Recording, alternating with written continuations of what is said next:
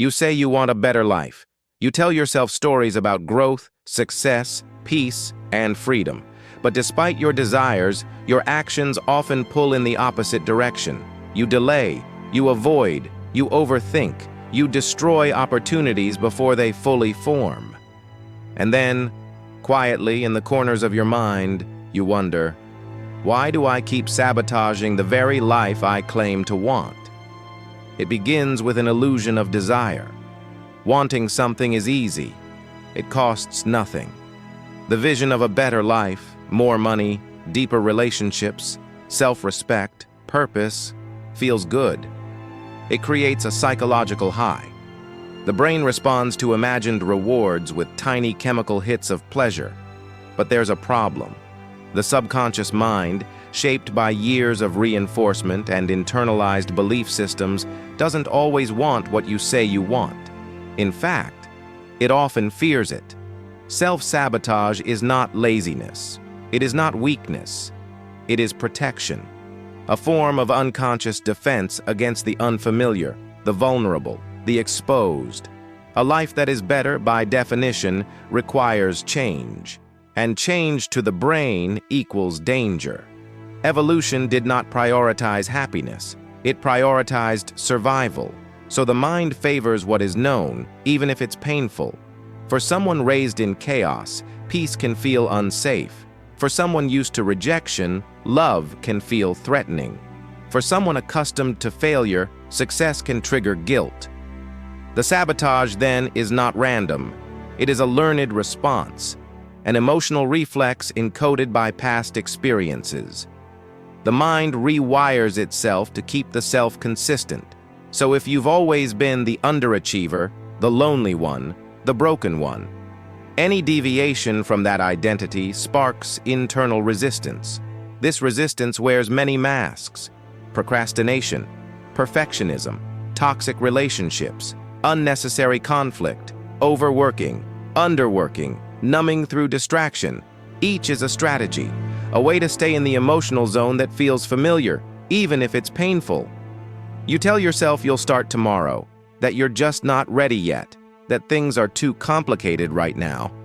But underneath the excuses is a core belief. I am not worthy of the life I say I want. Worthiness is the invisible scaffolding of action. When you don't believe you're worthy, you unconsciously reject anything that affirms your value. You push away praise. You dismiss good fortune as luck. You date people who confirm your worst fears about yourself. You choose environments that reinforce your perceived smallness.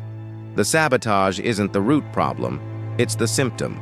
The real issue is identity. Identity is not fixed, but it feels that way. It's a cognitive shortcut, a framework through which you interpret the world. And unless it's consciously updated, it operates like outdated software. Glitchy, slow, incompatible with your desired future. If you see yourself as broken, any attempt to live as whole will trigger conflict. If you see yourself as weak, strength will feel like a lie. This conflict is subtle but powerful. You start a project you care about, and then find a reason to abandon it. You meet someone kind, and suddenly withdraw. You set a goal, and then self-destruct the moment you get close. The closer you come to the life you want, the louder the sabotage becomes. Because deep down, a part of you believes that crossing into new territory means betraying the self you've always been. But here's the truth: most people avoid. Healing and growth are inherently threatening. They require grief. The grief of letting go of old versions of yourself. The grief of shedding familiar pain. The grief of leaving behind the stories that once made you feel safe. Self-sabotage delays this grief. It keeps you tethered to the past, where you know the rules, even if the game is rigged against you. So how do you break the cycle? Not with discipline alone, not with empty motivation or productivity hacks. The solution begins with awareness, with pausing to examine the patterns without shame, with asking not, "What is wrong with me?" but rather, "What is this behavior protecting me from?" That shift, from judgment to curiosity, creates space. Space to explore the emotional architecture behind your actions. You must look backward to move forward, not to dwell, but to understand. Who taught you that success is dangerous? Who modeled love as something that must be earned through suffering? What moments made you believe that peace is a setup for loss? These questions are not comfortable, but they are necessary. Because until you confront the origin of your sabotage, you will keep playing defense against an enemy that no longer exists. Change comes when you stop fighting the sabotage and start listening to it. It's not your enemy, it's your oldest friend. The one who kept you alive when things were hard, the one who helped you cope. But that friend is now outdated. You are not in survival mode anymore. You don't need the same defenses. You can thank that part of you, and then gently, patiently, choose differently. Choosing differently means stepping into discomfort, not recklessly, but consciously. It means noticing when you want to run and pausing instead. It means saying yes to opportunities even when your inner voice screams no.